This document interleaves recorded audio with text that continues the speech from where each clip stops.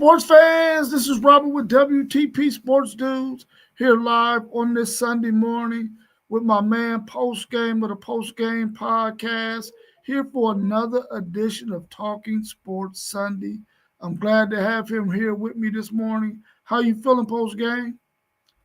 Hey man, I feel good, and the Midwest got something to say. The Midwest definitely got something to say. Yesterday we talked a little bit of college football, went through some schedules and stuff. So if you didn't have a chance to catch our video yesterday, go to any one of these channels and you can find it. You can go to Post Games Podcast and find it. You can go to Level Up Sports 10's podcast and find it. You can also go to WTP Sports Dudes to find it. And you can go to FanDuel Zaya, my man FanDuel Zaya. You can go to his podcast and find it as well. I'm rocking his shirt this morning in support of him. I don't know if he's gonna make it this morning, but if he does, I'm rocking his shirt so he know I support him all the way. We also got our man Wiz in there with us this morning in the chat. I'm glad to see you in there, Wiz. That's post games pops. So let's go ahead and get into some of this action, man, and see what we can find out about this thing that went down with Marcus Smart yesterday. What do you think is the reasoning behind Marcus Smart going to the Lakers? Good move, bad move, or okay move? Oh man, I think the Lakers want to get defensive at guard. They have a few liabilities. Uh, but the thing is, I don't know if Marcus Smart is the same player. The last few years, he's really been injured the majority of the seasons. He doesn't have that same impact he did when he won Defensive Player of the Year with the Celtics.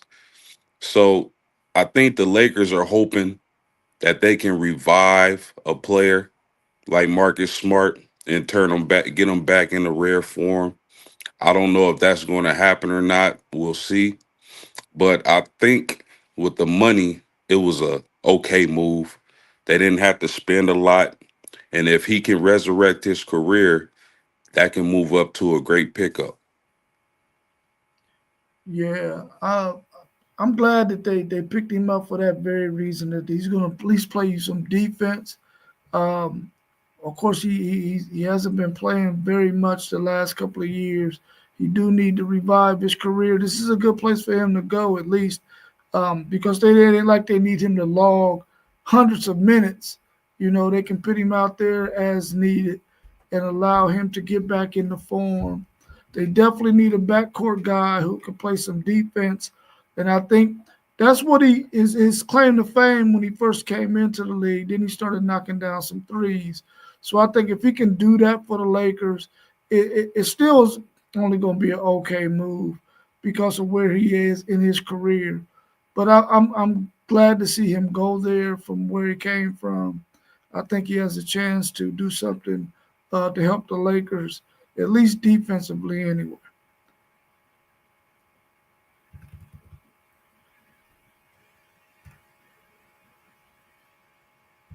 Will said it's a good move, can't hurt from what they had. Yeah, yeah, I agree with you on that too. It can't hurt from what they had for sure.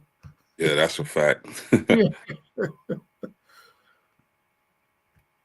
Dame Lillard returns to Portland. Are there any stories behind his return to the Timberwolves, to the Trailblazers? I mean, I haven't heard any stories myself. I was really shocked that he returned to the Portland Trailblazers. Only because I don't think Portland has any chance of winning anytime soon. I thought this move was based on, how comfortable he was in Portland. Maybe he has a lot of family and friends there still. He's familiar with the organization. He had a lot of success there. I don't know if Damian Lillard will be the same player coming off the injury. And, he's getting up there in age. He already has started to trend downward before the injury. So this signing was a head scratcher to me. I thought he could have went somewhere else if he wanted, if it was about winning. But obviously, it's not about winning when it comes to Dame Dollars. So, uh, any stories I haven't heard, but a head scratcher for me. Yeah, I haven't heard any stories as well, but I agree with you. It's definitely a head scratcher because I'm like, you left Portland to go and try to get to a championship, and now you want to go back to Portland where you know it's not going to happen at all. Like it just didn't make any sense to me. I'm quite sure there was many destinations that he possibly could have looked at outside of Portland.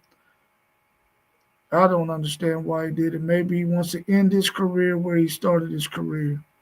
That's the only thing I could think of when it came to this move back to Portland.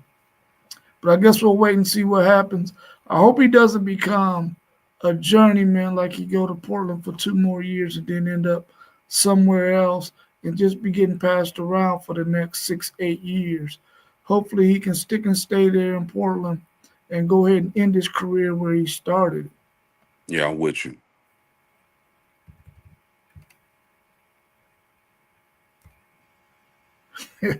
You right, Wiz. He ain't trying to win no shit. That's for sure. No chip. He ain't trying to win now whatsoever. Going back to Portland. Paul George rips the Hornets for lack of winning culture. How do you feel about the thoughts on Charlotte? His thoughts on Charlotte. Well, I think right message, wrong messenger. Uh, I think he's correct.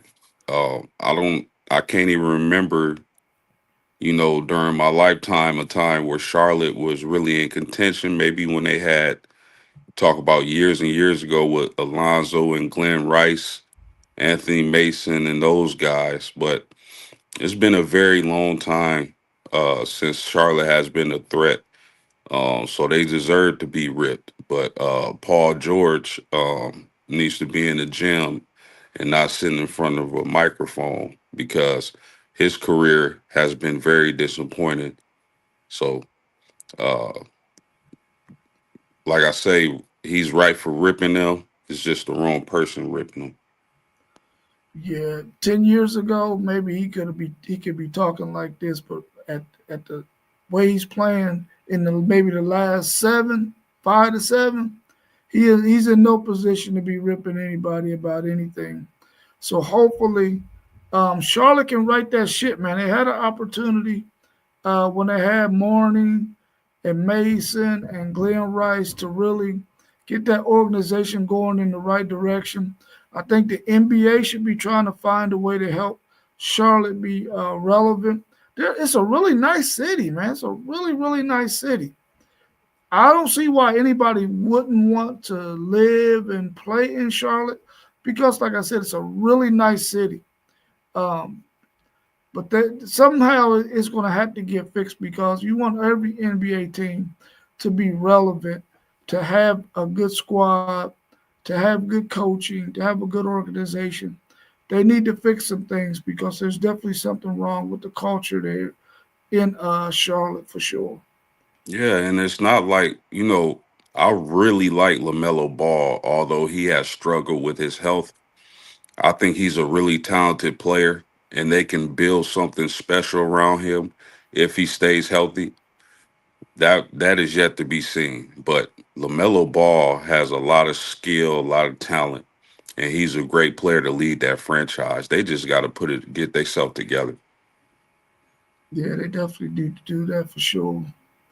Let's switch pace and go over to the WNBA. What's your thoughts on the WNBA players wearing the shirts? Pay us what you owe us. What's your thoughts behind that? Oh man, where do I start? I listen. I'm all for the ladies getting a pay increase. I think they deserve that. Although we can talk about the finances of the WNBA, uh, and the finances of the WNBA doesn't call for a pay increase. But still, I think they deserve one, and I think they're going to get one. The problem I have is with the wording, pay us what you owe us, because I don't like when people steal something, and I don't want to get political, but from the black struggle, foundational black American struggle, I think that's a shirt for us. But anyway, outside of that, again, I don't have an issue with the ladies wanting a pay increase, because I think they deserve a pay increase. But I don't think they're going to be getting paid like NBA players. I don't think they're going to get $50 million contracts, 30, $20 million contracts, but they'll get a nice increase. It just won't be what people think, in my opinion, because I don't know how they could afford contracts like that.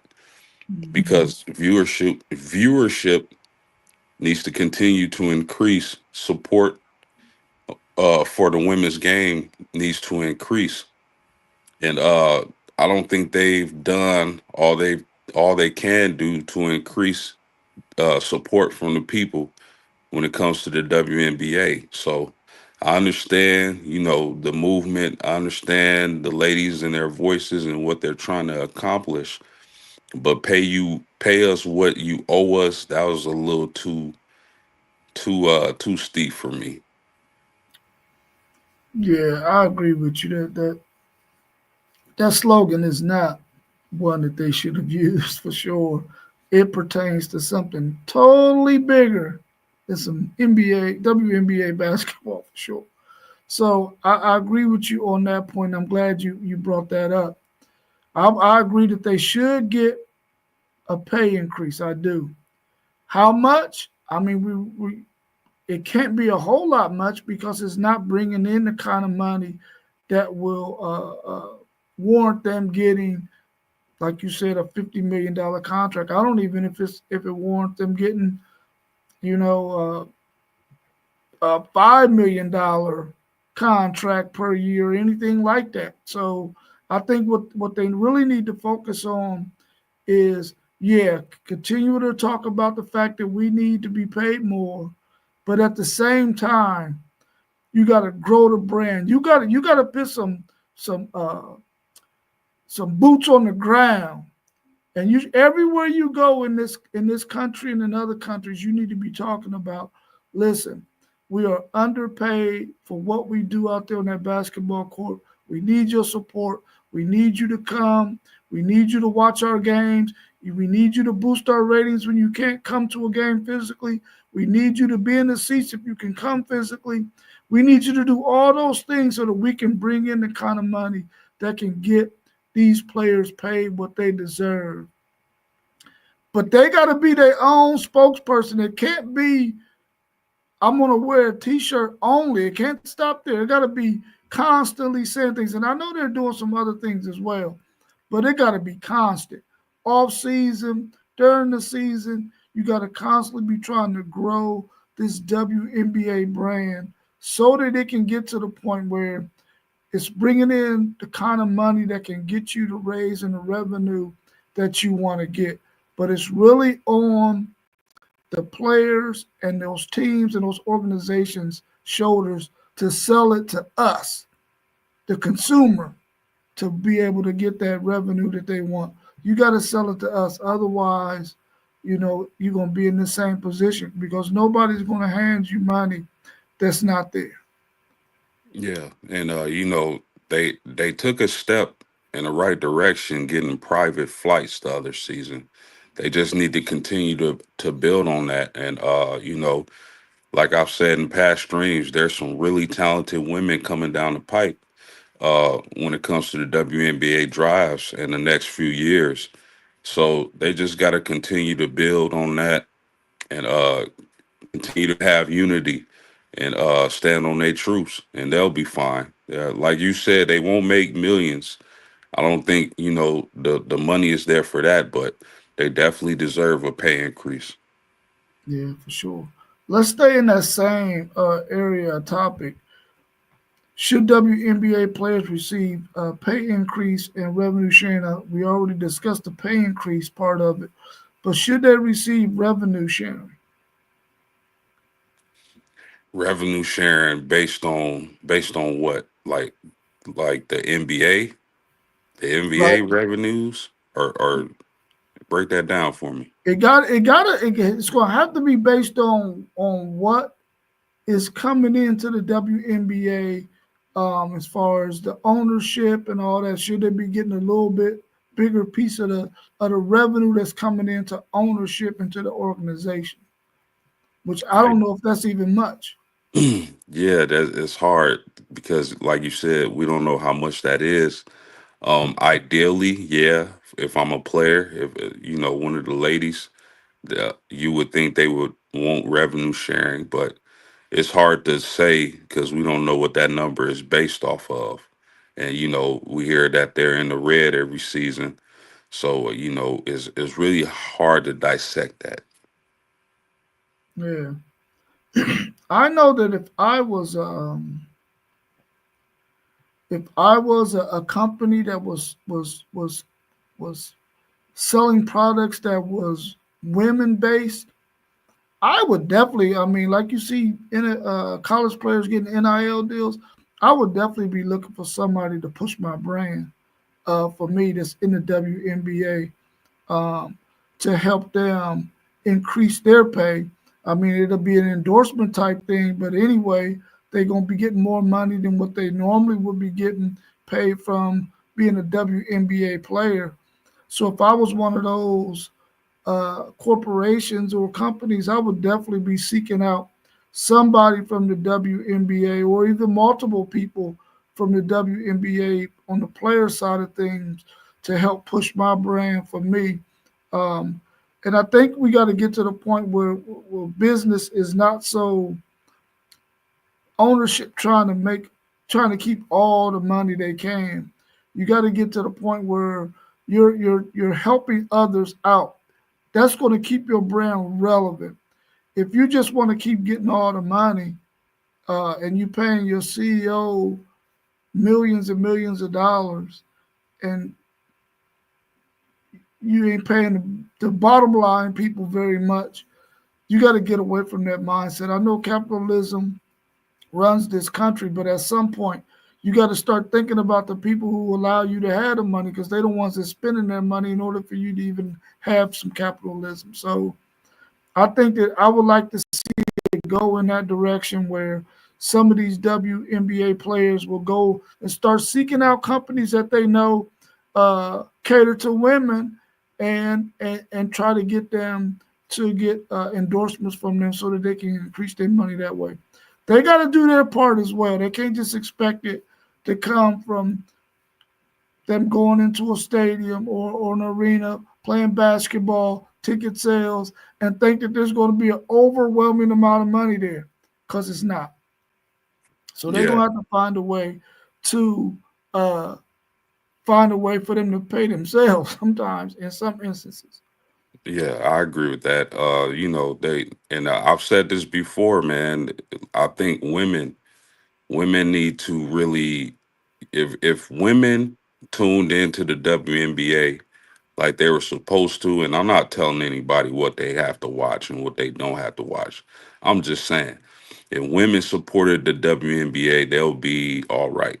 I think, and it's hard. A lot of women don't like sports, or at least, WNBA sports. But if they supported the WNBA like they did football, or whatever show they like to watch, the WNBA would be in a lot better shape. Yeah, I agree with you. Sometimes you gotta change some things yourself in order to benefit somebody else. So I definitely agree with you on that one. Give me your thoughts on the NBA All Star. I mean WNBA All Star game that took place yesterday. Did you get a chance to watch it? I didn't, so I ain't got nothing to add to that. Yeah, Rob. I'm gonna be brutally honest with the people. This was the worst WNBA All Star game I've ever seen in my life. it turned out to be a 3 point shooting contest, which was terrible for the game. It was not competitive. I guess they added a 4 point line sponsored by AT&T, which is every 4 pointer you hit. I guess they donated to a charity, and it was terrible. I was watching it with my daughters, and I really didn't want them to see that brand of basketball. I thought we were getting something else where you didn't see anything, but they were hoisting 3 pointers from the start of the game to the end, just hoisting. I was like, this is unbelievable. I couldn't believe that the game has come to this. It looked at like the NBA All Star game, and in years past, it was a lot more competitive. You got to see an arsenal of move, different play styles. Low post, just like I say, low post, mid and high, sprinkled in with some 3 point shooting. But Rob, that was ridiculous, and I'm glad you didn't put yourself through that and watch the game. I was very disappointed in the All Star game. The best players really, Asia Wilson really didn't even play, So Nafisha Collier, she went off. And Skylar Diggins, shout out to South Bend, had a triple double. I thought she should have got the MVP or at least a share of it. But that was really difficult to watch. And I didn't want my daughters to watch that brand of basketball because I don't want them to be hoisting 3 point shots. I want them to be well rounded. So it was an ugly game to watch, Rob, and I'm glad you missed it. And hearing you talk, I'm glad I missed it too. I don't understand why All Star games they feel like they gotta change what they would do on a regular in a regular game. I understand you don't want people getting hurt and that kind of thing, but still, I mean, it's you should still show the whole gamut of a basketball game, fundamentals, the whole 9 yards, man, so that people can see the whole complete game, not just a variation of it. And I don't tend to watch All Star games anymore, simply for that reason. It's just not fun to watch. It's too boring, it's too boring. Yeah, I like the man, whether it's NBA All Star game, WNBA All Star game, I want to see the best play the best. I agree with what you said. Man, I don't tune in to watch 3 point shooting contests for the whole weekend. I want to Right. see the best players in the league compete against each other. And the NBA and WNBA has totally lost that. So it really sucks because I used to look forward to the All Star games. Not anymore, man. Yeah, you remember how you were watching back, uh, you know, years ago, and if a certain player was on the court, he would get X amount of touches while he was in there, so you could see his game. And it just went around like that. And then second half, whoever was like balling out, they were sort of like either team was sort of like trying to get him the ball as much as possible so he could win the MVP. But during the game, you always seen if it was a guy who could dominate in the paint, if he was on the court, he was gonna get so many touches so he could, get off. Everybody had an opportunity to score some points. Now it's like it's just bombs away. And guys who don't have that in their arsenal, they just lost out there. They just basically running up and down the court or not even getting in the game, Yeah, yeah, which I think is not cool at all.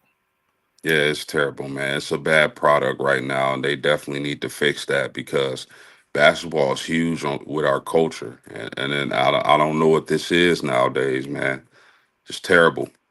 Yeah, yeah. I don't know who changed the mindset of the players not to go out there and play and competitively like it used to be. But whoever did that, uh, they sort of messed up some things for sure. Let's switch over to the NFL, and we see that T.J. Watt. We've talked about him the last couple of weeks about the Steelers with a signing. So he gets signed to a 3-year, $123 million contract. What's your thoughts on this contract? Would you have given him that much money for 3 years. Is he worth it? What's your thoughts? Man, I think you have to. You got to give him that much money. Um, we talk about outside of Miles Garrett, probably the best pass rusher in the NFL. He definitely deserves that amount. I don't think the Steelers go very far if TJ Watt is not in a uniform this upcoming season. Um, you know, you get talking about a guy who tied Michael Strahan's sack record with 22 and a half. And his TJ Watts is probably more impressive because we remember Brett Favre taking a sack for Michael Strahan in order for him to get that record back in the day. So uh, I know Zay was saying maybe you should trade him and get more parts. Maybe they could have did that, but I think the Steelers is in a position where they trying to win right now, and I don't think getting rebuilding pieces or younger pieces will get you over the top, as opposed to having a T.J. Watt, who's a dominant pass rusher. Man, that was a lot of money they gave that man, and I hope he balls out and proves that he's worth every penny. So good for him. Good for the Steelers.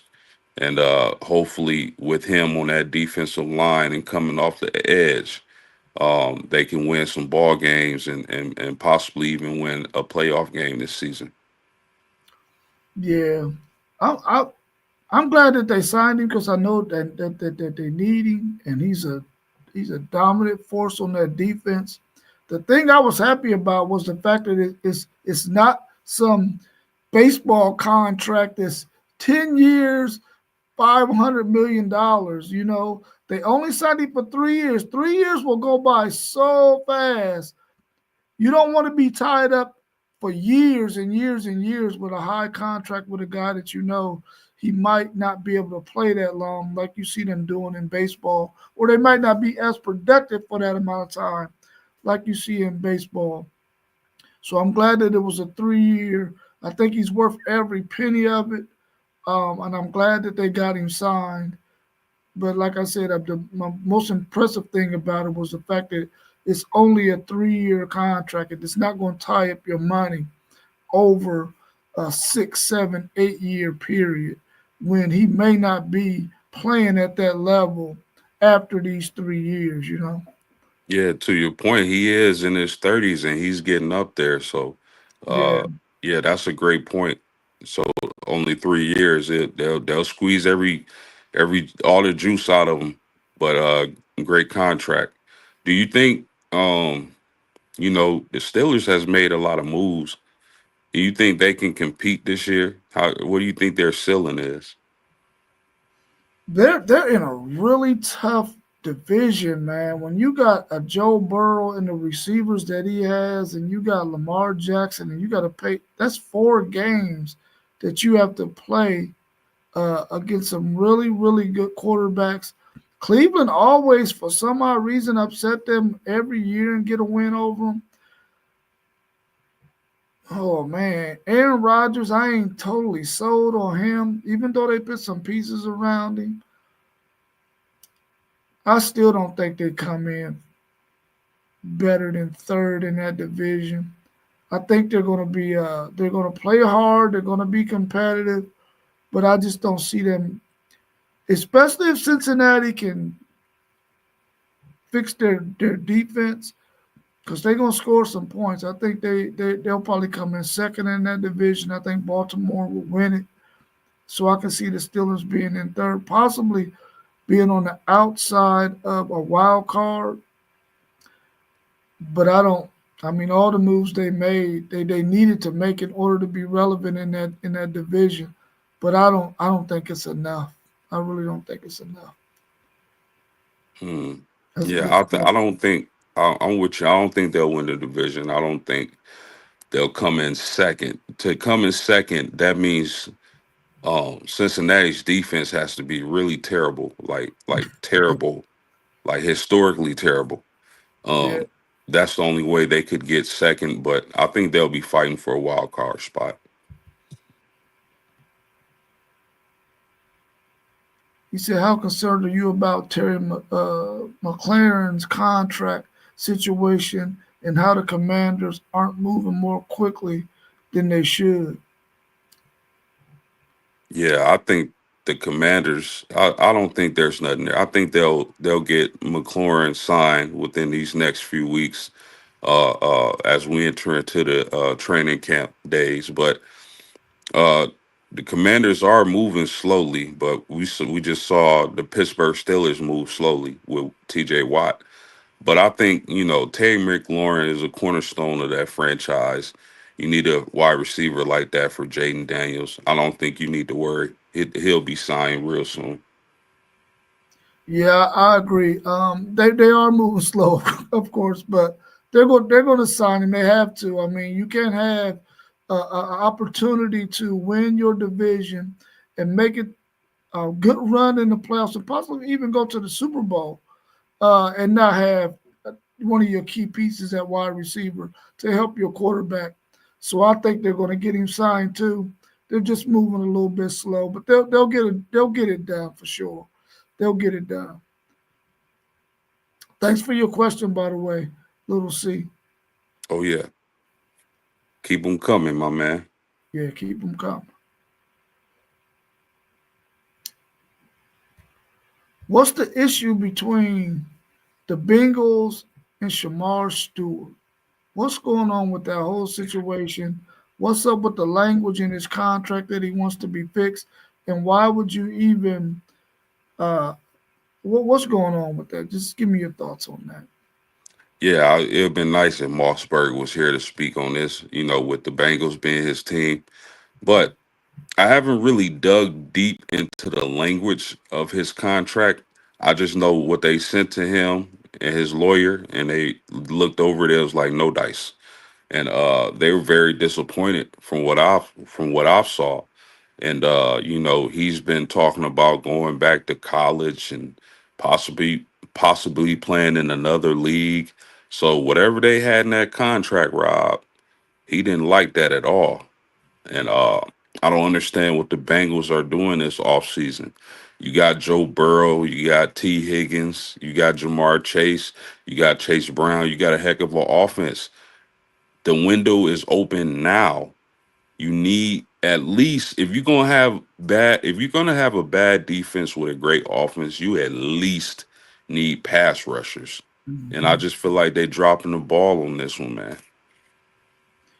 Yeah, I don't know everything about the language as well, but I do know that they didn't like the language that was in there, and they like, come on, you got and the Bengals are refusing to change the language. It's like, dude, you dropped the ball on Hendrickson. You had this guy retire. I mean, he's back, but still, it's like, dude, what are you doing? Don't you realize that defensive ends, pass rushers, edge guys, they do not come a dime a dozen, bro. Everybody doesn't have one of these dudes on their team.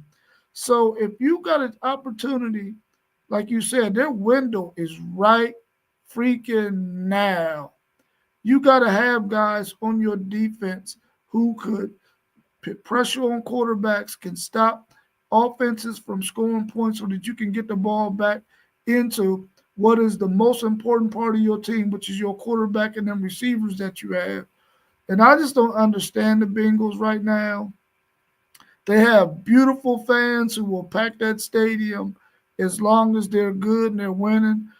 And you don't want to go back to where you were before Joe Burrow because those stands, I was getting tickets for like next to nothing to go see the Bengals. And they don't want that again. So I think they need to go ahead and get whatever language that needs to be fixed, fix it. Keep this guy on your roster, have him playing this year because I think what they feel like is we got this guy in a between a rock and a hard place, and they figure like, oh, you gonna have to sign, otherwise you're gonna miss a whole year of football, or you're gonna go play some lesser level football, because he can't go back to college and play this year. That's Mhm. already done. He can re-enter the NFL draft next year. But you already know how these owners feel about that kind of stuff, man. They'll blackball you, and the next thing you know, you sitting at the crib forever. You know, Yeah, regular old job. So he got to be careful. They got to work this thing out because I really do believe that he's going to be a really, really good NFL player, and hopefully they get that thing done. But right now, it looks like the Bengals they hold all the cards, really. yeah. I mean, you're not gonna be able to just outscore everybody every week and think that that's going to get you to another Super Bowl. You just can't do it. You can't do that in the NFL. Take it from a Colts fan who watched Peyton Manning have some great offenses. But at the end of the day, you're going to need some kind of balance. You're going to need the defense to make a big play for you. You're going to need that edge rusher to get off the edge and get a big strip sack and get a big turnover and give your offense another possession. You're going to need those things in the NFL. So it's really bewildering. I don't know what the Bengals are doing, man, and it sucks for Mossberg. Yeah, definitely sucks for Mossberg. His Florida State Seminoles is going to be whacking. If his Bengals don't get it together, they're going to be the laughing stock of the NFL. Lil C has another question for us. Of course, what's your thoughts on Von Miller signing, and how do you think he will perform, especially when he is 37 but is still playing at a high level as one of the fastest off the line? What's your thoughts on that question? Yeah, I saw Von Miller sign. He's getting up there in age, as my man just said, but he's still, and that's a very critical and great point you just made. He can still get off the ball with the best of them. Von Miller can get off the ball super fast, even at this age. Of course, he isn't the same Von Miller that played in Denver and won a Super Bowl, but coming in packages on third down, third and long, third and whatever, any passing situation, I would take Von Miller on my edge. Absolutely. I mean, and why would you not want Von Miller in your locker room? This guy is going to help whoever you got up and coming from that position as well to be able to teach them some of the tricks of the trade, teach them how to get off the ball fast like he does. I mean, I think in situations he's the perfect fit for you because he's not going to make mistakes. He's going to be able to diagnose whatever's going to take place on that play. He's going to be able to get to the quarterback. Now, of course, we know he's not the 25-year-old Von Miller, but he's going to be out there and he's going to be competitive. And you playing him in spurts. It's not like he's playing 4 downs, 3 downs. He's a guy that's going to be out there in situations, and I think that's a good move. And no organization is going to take a chance on a guy at 37 years old who they don't think can help them. So I'm happy for Von Miller. I would have liked to see him go back to the team that he started with so he can retire, as which he probably will end up doing. They'll probably sign him to a 10-day contract so he can retire. As who drafted him? The Denver Broncos? Is Yep. that who drafted him? Yeah, he'll probably go back and retire as a Denver Bronco. But I'm happy for Von Miller, and I think it's a good move because it can't hurt to have somebody like Von Miller in your locker room talking to your young people, helping them to get uh, good at that position. Are there any off-season moves you think will backfire on organizations? We talked about them Bengals, so that's one for sure. Yeah, that's we just went over that. We feel like the Bengals were making some bad decisions, but that definitely could backfire. Aaron Rodgers to Pittsburgh could backfire on the simple fact that he's an older player. We know he's not the same Aaron Rodgers. Sometimes he could be a headache when it comes to dealing with the management of teams. So, but some of the players love him. Uh, So we'll see how that goes. That could potentially backfire. It could potentially be a great thing. Another move is the Texans, after giving up so many sacks, trading Laramie Tunsil to the Commanders, which was a great pickup for the Commanders. He was the bright spot of that offensive line, and that definitely could backfire and have my man running for his life if their offensive line doesn't pick up during OTAs or whatnot. So definitely the Texans trading Laramie Tussle could backfire. Aaron Rodgers going to Pittsburgh could backfire. And we know what the Bengals are doing with their edge rushers could definitely backfire. Yeah, I was staying in the division with Cincinnati as well with the Steelers and Aaron Rodgers.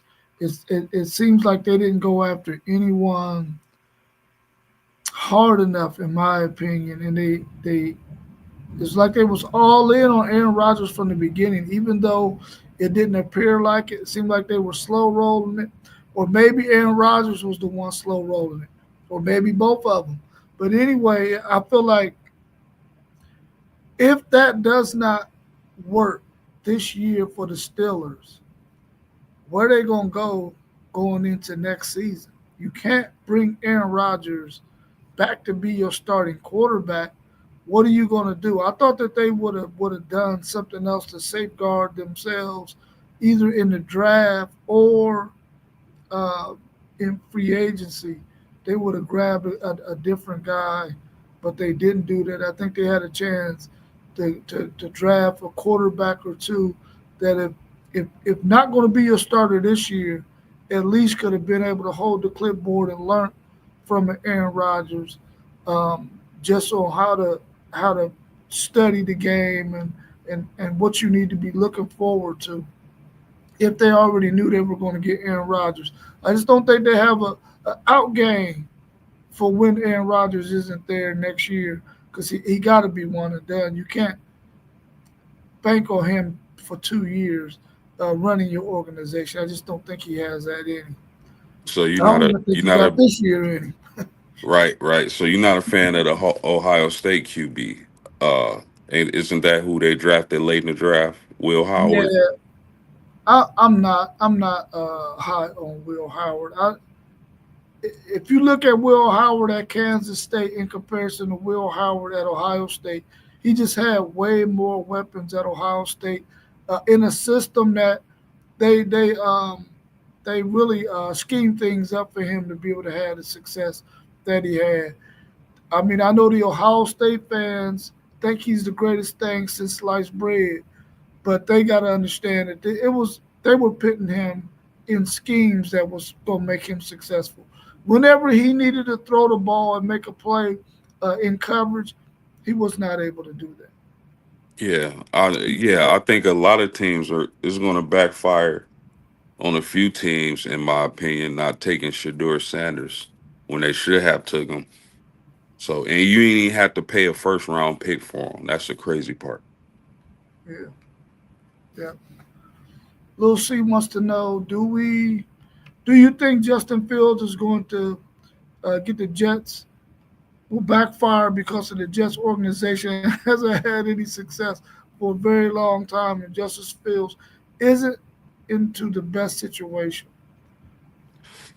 Uh, it could backfire. I don't know if it will though, because I know the Jets have been a mess, but I like the hiring of the Lions defensive coordinator.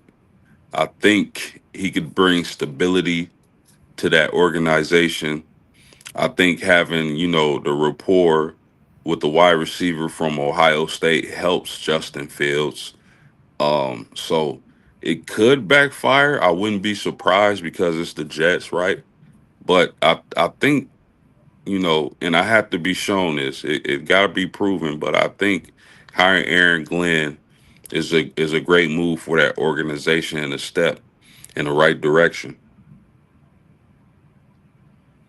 I I'm I'm I'm not a huge fan of Justin Fields. I like his legs. I do like his legs, but in terms of his arm and what they're going to need him to be able to do, it's almost like this young man has not. Um, I don't if he hasn't gotten in the film room like you've seen Jalen Hurts improve. You see Lamar Jackson improve. I have not seen the improvements out of Justin Fields like I would expect to. And I thought when he went to the Bears that eventually he would be okay, but then I blamed it on the Bears organization. Maybe they didn't put the weapons around him that he needed. Now he's going to get a really good wide receiver and a guy he played with at Ohio State and Garrett Wilson, and I think he's going to have a good running game with Brees Hall. I ain't sold on Justin Fields. I think that this could backfire. I think he should have stayed at the Steelers. Myself, I think it's a better organization. They were going to put some pieces around him. I just think that Justin Fields is not ready. I hope he proves me wrong because I want him to have success, but I don't think that he's ready yet. He's not ready, in my opinion. Yeah, Yeah, he definitely. You're right. His legs are. He's great when he's running. He has to be a better pocket passer, and if he can do that, which is a tall task because this is his third team now. You know, he was just with Pittsburgh last year and couldn't even beat out Russell Wilson, aging Russell Wilson. So, it like we said, it can potentially backfire. So we'll see. yeah, we'll see. What's your thoughts on? I don't have a question in there, but what's your thoughts on? I know the SEC was thinking about having or instituting a rule called the defensive delay of game, where when the offense substitutes, you know how the defense will wait till the last minute to try to get the play clock down to force a team to have to use a timeout or to rush their play call. What's your thoughts on them instituting a delay game on the defense if the defense hasn't started to make their adjustments 3 seconds after the offense have made theirs? Hey, it is what it is. You got to be aware. And that's the players and the coaching staff, your defense coordinator, your head coach. You need to be aware of what the offense is doing at all times when you're on defense. And if you are not, then you're gonna pay a price for it. I used to see Peyton Manning do that. He was real good at that. Uh, Defense trying to substitute defensive players, and he'll hike the ball and get a penalty every time. He was a master at that. But hey, man, you gotta. That's the game. This is chess, not checkers. You gotta be aware of what the offense is doing when you're on defense, and you gotta move. So, I don't have an issue with that. Yeah, I think it's a rule that needs to be um, instituted as well, along with them looking at the fact that people are faking injuries to get the clock stopped and all that kind of stuff. I think you, as coaches, you're gonna live in a gray area, man. If there's a gray area you can live in, and you're a good coach, you're supposed to. You're supposed to live in a gray area, and we're starting to see a lot of those gray areas being looked at when it comes to rule changes, when it's coming to this NIL stuff. So I think that it's good that we got people out there that are trying to do everything they can to fix the game, to make the game as fair as possible. And I like the rule, and I hope that it gets instituted. I don't know if it's only going to be during SEC matchup games, or if the rest of the league is adopted or not. I never heard of one conference having different rules than everybody else. So I don't know if that's going to be the case or not. But we have to wait and see on that. Um, do you have any thoughts on the SEC media days that took place last week? I really didn't get to catch the SECs like I did the Big 12, but I did hear Coach Sark speak. I did hear Manning speak. And from where I hear from you guys, you seem to be really confident. Obviously, I watched that because I'm a Manning fan. Peyton Manning was my team's quarterback for years. And I like the Mannings personally, but Arch Manning seems to be, focused and ready to shine. Steve Sarkeesian, it seems to be confident in the players, even though he's lost a lot of players. He feels really good about the squad he has. So it's going to be exciting to see Texas in that SEC, Rob. And y'all got some heavyweight battles coming up, man, with Florida and Georgia. The rivalry with Oklahoma. So the SEC is going to be exciting, man. And if I'm a Texas fan like you are, Rob, I'm excited. So, Yeah, I'm definitely very, very excited about what I think my Longhorns are going to be able to do this year. But I don't want anybody to make any mistakes about it. The SEC belongs to the Georgia Bulldogs until somebody can knock them off. So until Texas can beat them in the regular season and then possibly beat them if they meet in the SEC championship game, it's still Georgia's conference to win, man. And I think that they're going to be a really, really good contest for Texas this year in Athens. I think that Florida game is going to be really good as well. The Ohio State game, of course. I think there's a couple of games on their schedule that they're going to get to face some really, really good quarterbacks. They didn't play, didn't play really, really good quarterbacks last year. A lot of those guys were young in their first year, getting some playing time. But I think this year it could be totally, totally different uh, in terms of the competition they're going to play. But I think Texas is going to still be really, really good. They got all the pieces that they need. If they can stay healthy, they're definitely going to be one of the best teams in college football, like they have been the last two seasons. oh, for sure. Lil C wants to know, you think this is a make or break year for Trevor Lawrence's future in Jacksonville? Absolutely. Absolutely. Absolutely. It should have been 2 years ago. Um, I just feel like, well, in his defense, they have been through a few coaches, over the last few years with Jacksonville. You need that continuity when you got a first round young quarterback, first overall coming into the to an organization. Uh, but this is a make or break year for Trevor Lawrence. He's out of excuses. You got what's the receiver from Colorado? His name slips.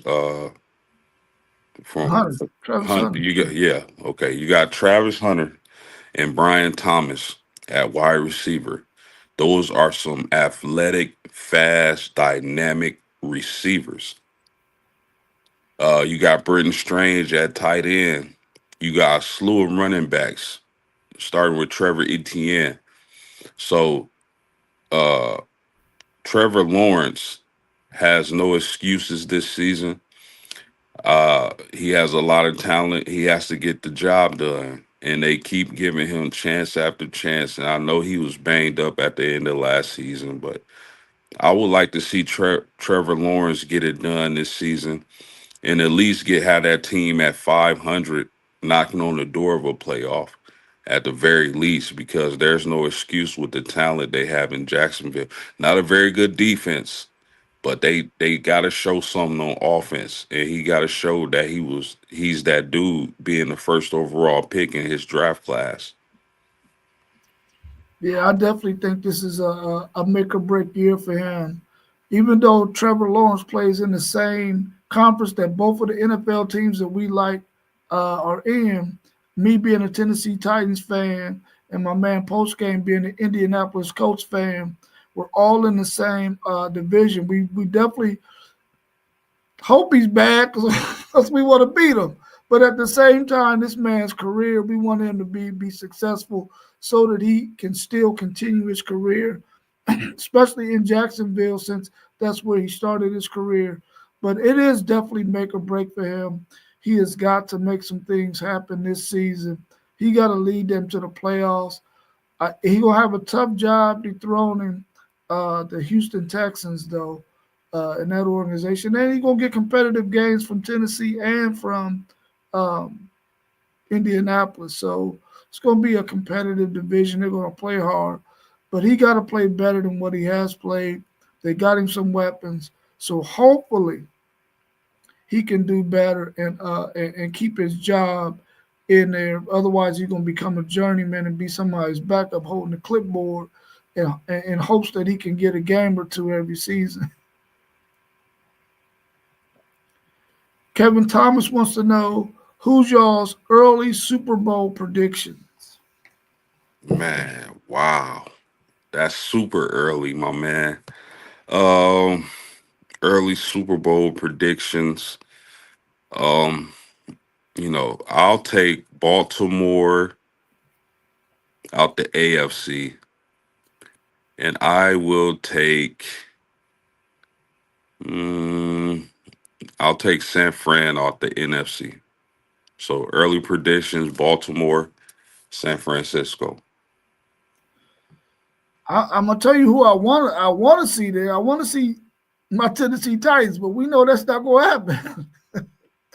But I think Baltimore, Buffalo, and Kansas City have a really good chance of being there. I'm not gonna bet any money against Patty Mahomes, man. But I think that Baltimore, this is their year to get him. I think Baltimore is gonna be there, and I really do believe that. And I don't even want to say it, but I think the Dallas Cowboys have a chance to possibly right the ship, man, and be there over Washington and Philadelphia. I really don't think Philadelphia is going to get back there again, but I can see Washington getting there, and I can see the Dallas Cowboys righting the ship and getting there as well. And our man Deswan Townsend's got Pittsburgh and Philadelphia, all Philadelphia Super Bowl. I know you're going with your Steelers, Dez, and I mean, we have to wait and see what Aaron Rodgers can do. I know they're gonna play real strong and real hard, but I don't know if they got all the pieces they need to actually make it to the Super Bowl over some teams like Baltimore, um, Buffalo, and Kansas City. But everybody's entitled to who they think will win it. Lil C is saying Washington and Baltimore Beltway Super Bowl matchup. Yeah, that would be dope, wouldn't it? They would Yeah, be that's rocking over there, boy. that would be crazy.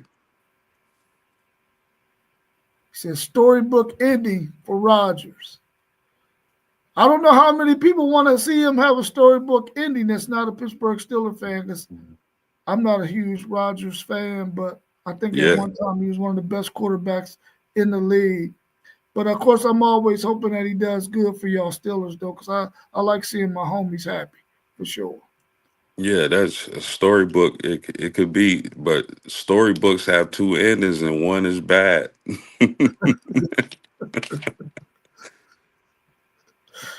Y'all got any? We're coming up right up on the hour where we want to be. If y'all got any more questions out there, put them in the chat real quick, and we'll give you our answers to those. But if not, we're gonna get ready to wrap up the show. We appreciate everybody that's out there. Make sure you hit the like button, subscribe to the channel. We're really trying to grow our channel. We're right where we need to be in order for YouTube to show us some love. So please continue to support us, share our videos with your friends and family members. Also, we got other podcasts that we do. We got Post Games Podcast. You see him on the screen with me right now. Go look him up and subscribe to his channel. I got on my man FanDuel Zaya's podcast t-shirt right here, Dope, right now. Go check super him dope. out. We got Blitzberg, our man Parlay Poe. He got his own podcast. Go subscribe to Blitzberg, and our man Level Up Sports 10 Mossberg. He has his own podcast as well. So go subscribe to all of those. We should have them running across the screen at some point in one of our next videos. So hopefully we can put that out there to you. Des, we are all rooting for your nose to be good, man. Because when Florida State is good, college football is good. So we hope that they have a really successful season this year. Uh, Little C, which team is the sleeper this year? In the NFL sleeper, who you got post game? Hmm.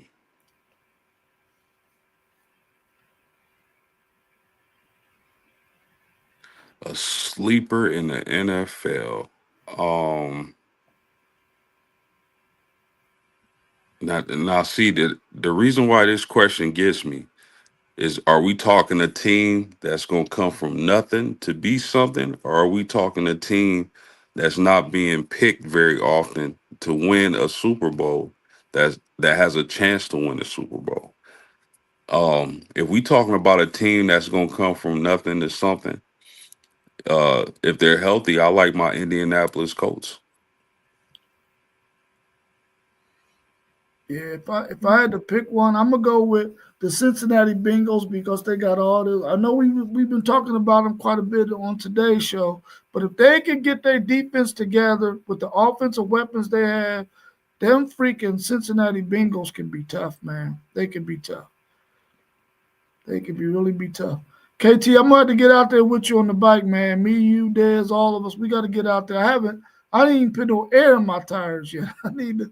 I need to put some air in my tires, man, and make sure that it's ready to roll.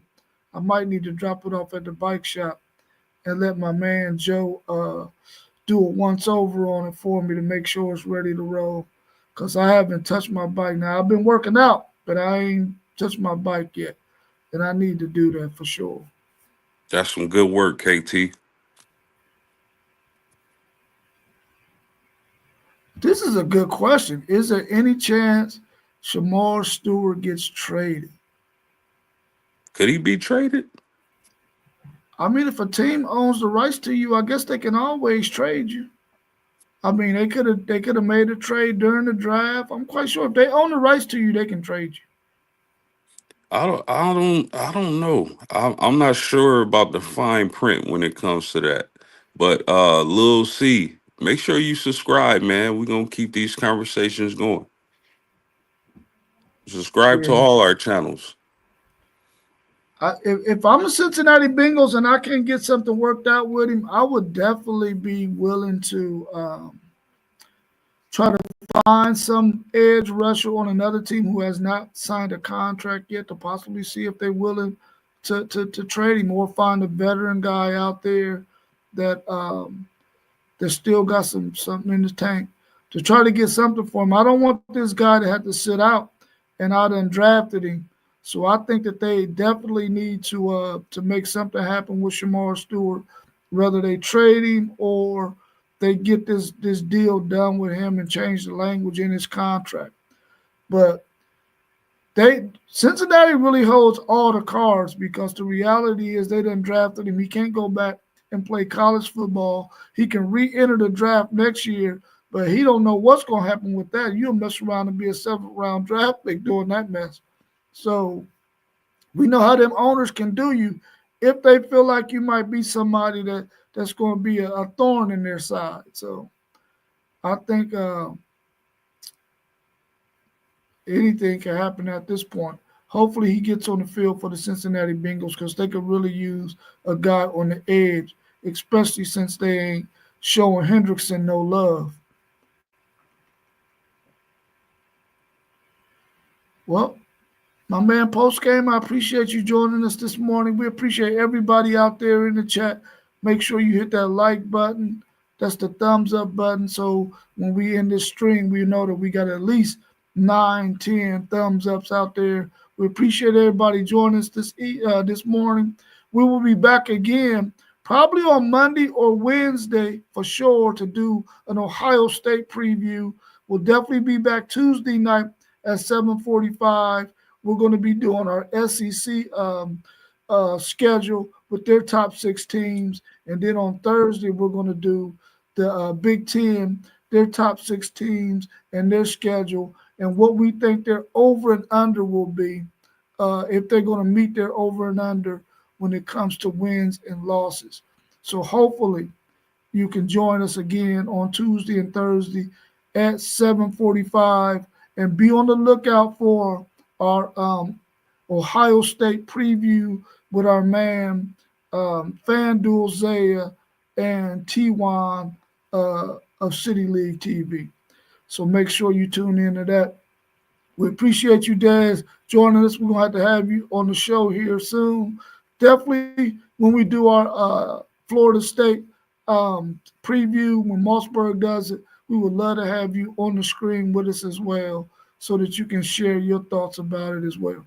But since we don't have anything else, we're going to go ahead and end our show and we'll see you again. Make sure you be on the lookout for when we post when we're going to be on next. All right, post game. Peace, bro. I appreciate you. All right, bro.